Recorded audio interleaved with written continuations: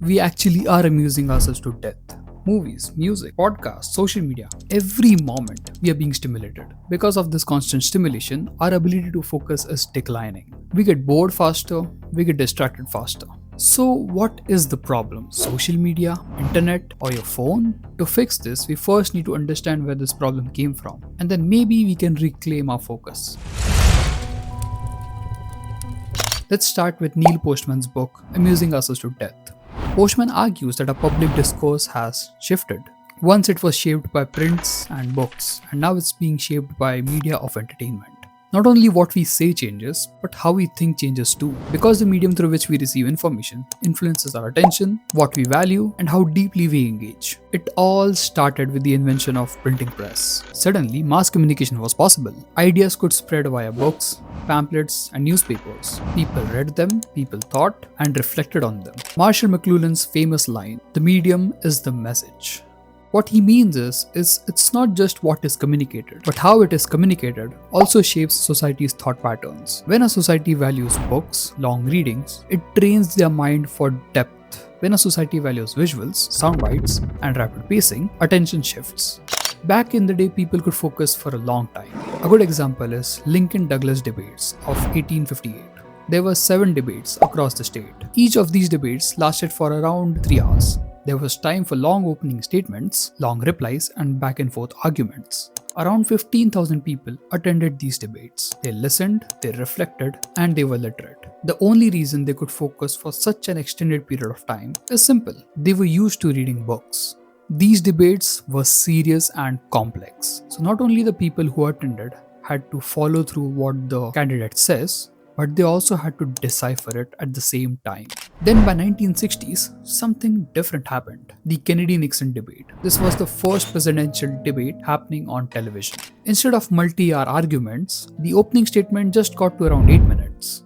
Responses to questions in some format were around 2.5 minutes. So now, people were getting used to getting information in a short duration. And this wasn't just about duration. It was also about style, image, and how you look and sound. Visuals now mattered almost as much as words. And people say Nixon only lost because he was not looking good on camera. So already, media is changing the way we used to engage in politics. And that is a big consequential change, considering how much power the American president has. This shift marks a turning point. The medium, that is the television, forced political communications adopt to be more shorter, more visuals, and more immediate. So what does this mean for focus? Television was making us used to consuming smaller sized information and making us more concerned about the appearance of a candidate rather than what he was saying. If they would have tried having a 3-hour debate, their attention and rating would look like mine. So people's ability to focus was changing at that period. The focus was getting shorter. Focusing is a skill. The more you use it, the stronger it gets. When you replace long readings with summary videos, you weaken that muscle. So some people will tell you that reading book is outdated or it is just inefficient. That watching a summary video or listening to an audiobook is just as effective, which is pure bullshit. Consuming a summary video or reading a book is not the same thing. They are totally different experience. In short, books are like gym, but for your brain. Without that training, when something demanding needs your attention, you will struggle. Today, television is hardly the main culprit. People now say that internet or social media or your phone is the problem. And yes, the problem now is the internet and these constant notifications. Just like the shift from books to print to television, we have now shifted from television to digital media. Nicholas Carr, in his book The Shallows, talks about how the internet content is rewiring your brain. The constant switching, the distraction, the dopamine hit, it's an absolute chaos. Even YouTube, like when you scroll through the homepage, you select a video topic, you see that video, suddenly YouTube now recommends you 12 more videos from that same topic. So the point is to not get bored. You are lured into more consumption. And by the way, I'm not saying that YouTube is the worst one here. We all know what people are on all the time. On Instagram, it's much worse. You scroll, and it never stops. That has literally shattered your attention span. And that's why you're a goldfish. These platforms don't really care if you watch one video or one article. All they want is for you to stay there for as long as possible.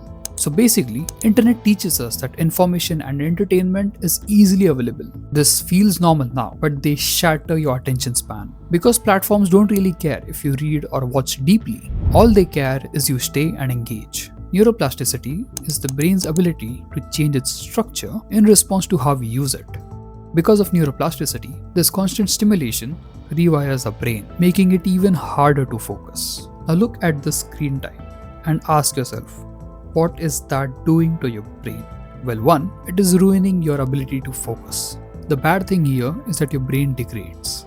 So the fact that you're on your phone all the time or on social media, Instagram or YouTube, is slowly burning your ability to focus. And the good thing is that you can change it because it's an habit. Yes, it will be difficult, but start reading light articles. Make yourself think deeply.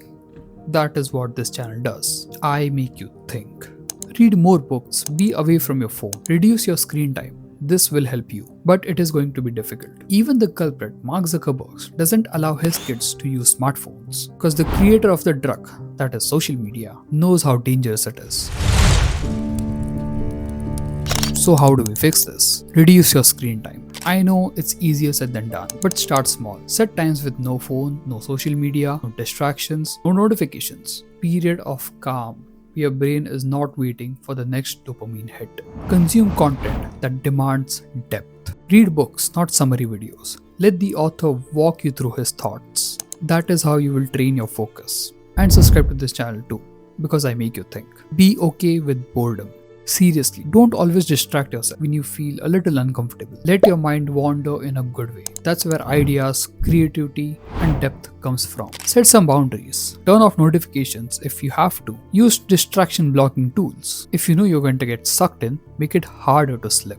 We are amusing ourselves to death, but we don't have to stay that way. Attention is not a luxury.